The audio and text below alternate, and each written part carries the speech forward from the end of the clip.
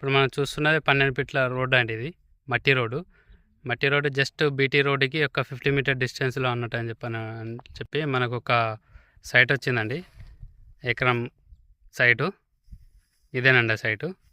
ఈ మట్టి రోడ్డుకి ఆనుకొని అన్నట్టు చెప్పని ఉంటుంది. ఇది నార్త్ ఫేసింగ్లో అన్నట్టు చెప్పని ఉంటుంది. ఇందులో నుంచి ఒక 20 గుంటలు దీనికి ఆనుకొని అన్నట్టు అని చెప్పని సౌత్ ఫేసింగ్లో అన్నట్టు అని చెప్పని ఉంటుందండి. ఇది ముందు కనిపించేది. ఇందులో నుంచి ఒక 20 గుంటలు మొత్తం కలిపి ఎకరం అన్నట్టు అని చెప్పని ఇస్తాడండి సైటు.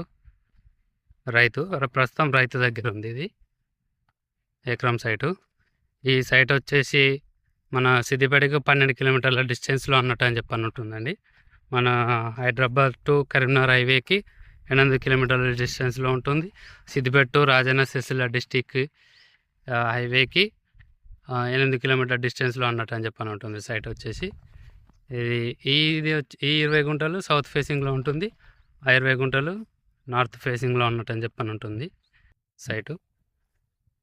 ఇది దారి అండి, సైడ్లోకి వచ్చే దారి. జస్ట్ బీటీ రోడ్కి ఒక 50 మీటర్ డిస్టెన్స్లో అన్నట్టు అని చెప్పని ఉంటుంది సైటు. ఇది 12 ఫీట్ల దారి అండి.